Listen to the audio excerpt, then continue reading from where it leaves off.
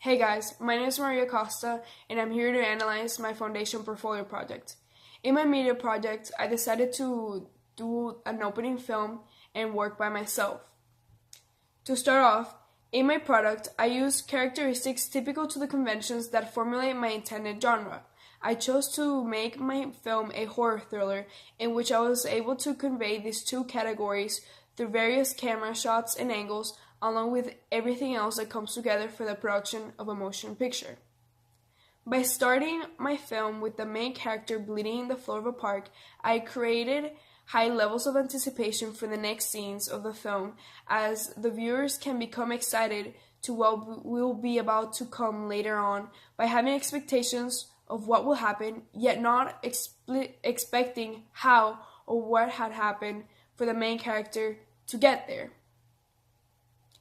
The lighting also aids in the making of a gloomy atmosphere, generally typical for horror films. In addition, cross-genres such as horror thrillers appeal more to young adults and teenagers, since many young audiences are not put off by graphic images but rather drawn towards them. That is why I added the fake blood on my actor's kneecap. In the opening scene, I also captured an aerial shot displaying the character in the ground and then zooming out, showing that the character is completely alone in such a colossal park area. As inspiration for this shot, I saw how aerial shots in the movie 127 Hours were not just used to establish the setting and context, but also to make a statement of the severity of the situation that the main character had found themselves in, because they're completely alone in a time that they need a lot of help. This shot aids to the conventions of the horror genre, as it has a realistic setting, in this case a park, with a twist to a camping trip, appealing to the audience's common fear of being hurt and lost and completely alone without having anybody near to help them out. I continue the next scenes with a slow start, which also seems to be common in thrillers, in order to create a suspenseful atmosphere. Despite my product using main conventions of horror and thriller films, it still challenges other conventions. One which is the main character herself. The main character represents a part of a minority group around the world because of her deafness. Often, these underrepresented groups are also misinterpreted in the cinema. This is why I asked help from a friend to show my actors how to properly do American Sign Language, or ASL, in the few lines in my opening film. In addition, I also got inspiration from a film called Children of a Lesser God, where the female lead is deaf. That film proved that deafness does not make a character non-relatable to the hearing audiences, which is something that I try to achieve in my film. I wanted to open my audience's eyes to this deaf character portrayed as engaging and relatable for everyone, counting the deaf community and the hearing community. Another thing that my film accomplishes is audience engagement. Starting off with such an intense scene really captures the audience's interest and imagination in what it is to come. Slower, less intense scenes then add suspense, maintaining the audiences on the edge of their seat so that they can figure out what went wrong and further contextualize what led to the first scene. That is, since the first scene is a preview of what will happen in the future of the film. Additionally, given the nature of the main character being deaf, the audience will remain visually engaged in the film even farther, having to read subtitles to understand the ASL. As my product will be distributed through the cinema or movie theaters, the main focus is through internet-based video-on-demand services such as Netflix, Hulu, or HBO. This is so two of my target audiences being young adults and teenagers. Those streaming services have made films more accessible to people, as they're able to watch or rent movies in the comfort of their homes or on the go while watching through their TV or smartphones.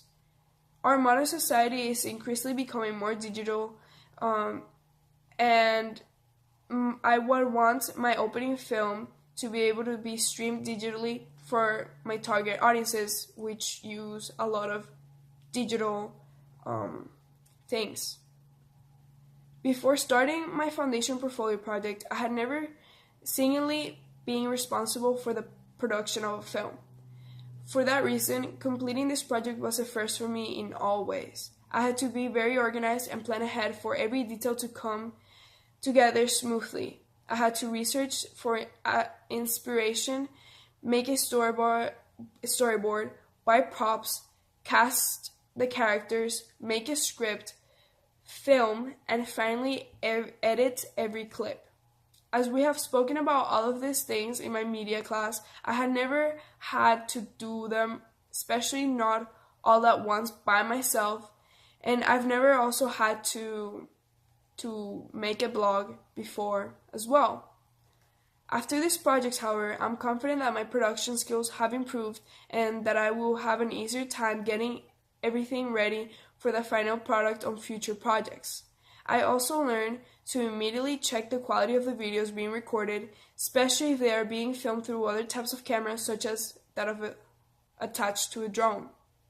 I had that problem in the making of this film, as I also checked at a time that was too late and I didn't have much time to recreate the scenes because the ones that were already taken with the drone were too blurry. Well, you are able to see that through my actual product, that some of the shots taken are in fact blurry, and that is because they were taken with a drone and I didn't notice before. But it was already too late to redo those scenes with a different camera. Even though I use very good apps for the editing process, they weren't able to help increase the quality of those drone shots, and I had to use them, as I previously mentioned, but they were very useful for everything besides making increasing the quality of a shot. Through the app called iMovie that I used on an Apple computer, I was able to place all those shots from the scenes that were captured in order, along with cropping out the unnecessary recordings of those shots. iMovie also had various features such as filters that I used in the making of the credits so that they could look darker and gloomier for the mood of my film, and a stabilizer that I implemented on the drone shots so that they wouldn't look so shaky as well. In addition to that, I used an app on my phone called Voice Recorder where I was able to record a car driving by. I used this recording over some of the shots taken with the drone since the drone also muted the recordings. However, I was only able to add these voiceovers through another app on my phone called Power Director. I then directly uploaded my final film opening on YouTube through Power Director. Besides this, I use a website called Blogger for my blogs, and it was very easy to use and very easy for me to publish on my posts, and it helped me put my film out there by giving me an audience already. I've had people who's view my blog and then see my final product already. This is the end of my creative critical reflection. Thank you very much.